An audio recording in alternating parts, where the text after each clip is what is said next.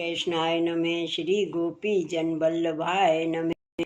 श्री महाप्रभु जी की 84 बैठक चरित्र 58 पिंड तारक पोस्ट पिंडरा भोपाल का स्टेशन जिला जामनगर वाया द्वारका। श्री आचार्य जी महाप्रभु की बैठक पिंड तारक पर छोकर के नीचे है।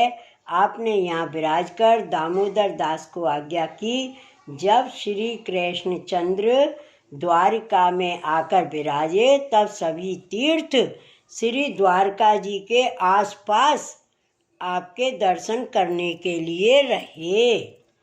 यह आज्ञा करके श्री आचार्य जी वहाँ विराजे तथा वहाँ श्री भागवत का पारायण किया। वहाँ एक ब्राह्मण प्रतिदिन कथा सुनने को आता था।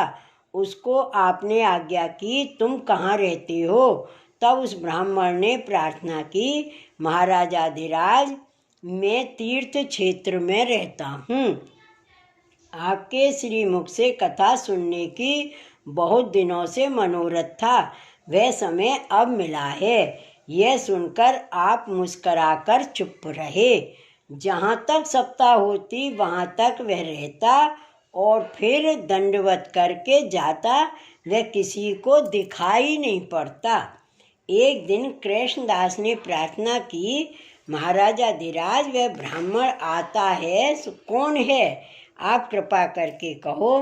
तब आपने आज्ञा की कि उस दिन हमने कहा उसको तेने नहीं समझा। वह तीर्थ क्षेत्र में रहता है, पंडित स्वरूप से तीर्थराज आते हैं। पंडित स्वरूप से तीर्थराज आते हैं। जितने तीर्थ हैं वे साक्षात स्वरूपात्मक हैं। यह सुनकर सब सेवकों ने दंडवत की। इसके पश्चात श्री आचार्य जी ने अपने कटाक्ष द्वारा अनेक पशु पक्षी आदि जीवों का उद्धार किया। पीछे आपने तीर्थ क्षेत्र में स्नान किया, तब तीर्थ पुरोहित आया। उसको कृष्णदास ने पूछा कि तू कौन है? उसने कहा मैं तीर्थ पुरोहित हूँ। उस तीर्थ पुरोहित ने श्री आचार्य जी का प्रताप देखकर कहा, महाराज मेरा उद्धार कीजिए, मैं आपकी शरण हूँ। तब श्री महाप्रभु जी ने आज्ञा की, तेरा उद्धार तीर्थराज करेंगे। तू जिसकी पीठ पर हाथ धरेगा उसके हाथ से पिंड तरेंगे। पीछे आपने उस पुरोहित को दक्षिणा दी। इसके पीछे आपने वहाँ से विजय की। वहाँ से आप गोमती मूल पधारे। श्री वल्लभाधीश की जय। बैठक चरित्र 59 मूल गोमती पुरी मावती देवीदास नाथराम नीलकंठ चौक गोमती वाया द्वारका। श्री आचार्य जी महाप्रभु की बैठक मूल गोमती के किनारे एक छोकर के नीचे है। वहाँ आप विराजे थे। वहाँ कृष्णदास मेघन ने विनती की, महाराज यह मूल गोमती कैसे है? तब आपने आज्ञा की, यह मूल गोमती बैकुंठ से पधारी है, राजा के यहाँ प्रकट हुई। अपने पिता से कहा कि मेरा ब्याह मेरी इच्छा से होगा। पीछे उनको श्री द्वारकानाथ जी की आज्ञा हुई कि तुम यहाँ तक आओ। तब उनने पिता से कहा कि अब मैं जल स्वरूप होकर समुद्र से आकर मिलूंगी। इस मिस से श्री कृष्ण चंद्र के चरणारविंद का संबंध मेरा होगा। यह कहकर श्री गोमती जी जल रूप होकर श्री द्वारका जी पधारी। इस कारण यह मूल गोमती नाम से विख्यात हैं।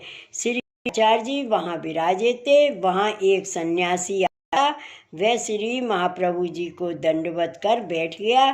तब आपने आज्ञा की कि तुम यहाँ कैसे रहते हो तथा कहाँ से आए हो? तब उस सन्यासी ने प्रार्थना की, महाराज पहले मैं दक्षिण में रहता था और विष्णु स्वामी का शिष्य था। मेरे पुत्र एवं स्त्री सब मर गए। तब मैं गृहस्थ से बैरागी हुआ। तब मन में विचार किया कि अब अपना कल्याण हो वैसा करना है। अतः मैं घर छोड़कर श्री द्वारका आया। यहाँ आकर के श्री द्वारकानाथ जी के दर्शन किए। पीछे एकांत स्थल देखकर बैठा, वहाँ श्री भागवत का पाठ करता। तब 2-4 बार काल आया, सो मैं नहीं गया। मुझे यहाँ बैठे हुए 700 वर्ष हुए हैं। इसके पश्चात श्री भगवत आज्ञा हुई कि वर मांग। तब मैंने यह वर मांगा कि मुझे श्री कृष्णचंद्र के बाल लीला के दर्शन हो तथा श्री गिरिराज जी की तलहटी में वास हो। उस समय आज्ञा हुई कि यह तो तैने बहुत कठिन वर मांगा है, यह तो बड़ों बड़ों को भी दुर्लभ है, किंतु हमारा वर खाली नहीं जाएगा। जब श्री आचार्य जी महाप्रभु यहाँ पधारेंगे तब तेरा मनोरथ पूर्ण करेंगे। आप अब पधारे हो, मेरे को स्वप्न में आज्ञा हुई है, श्री आचार्य जी महाप्रभु पधारे हैं। यह सुनकर आपने सन्यासी से कहा कि तुम साधन में पड़ गए, इस कारण तुम्हारे को देर हुई, अब तुम स्नान कर आओ। तब वह बैरागी श्री गोमती जी में स्नान कर आया। तब आपने उसको नाम सुनाया। पीछे आपने सप्ताह पूर्ण की।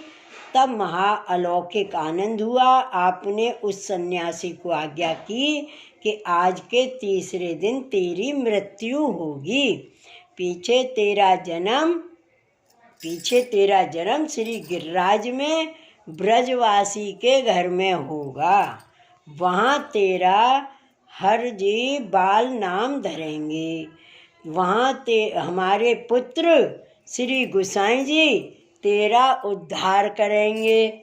यह सुनकर उस सन्यासी ने दंडवत की तथा अपनी पर्ण कुटी को गया। इसके बाद श्री आचार्य जी महाप्रभु ने वहाँ से विजय की एवं द्वारका जी पधारे। श्री वल्लभाधीश की जय।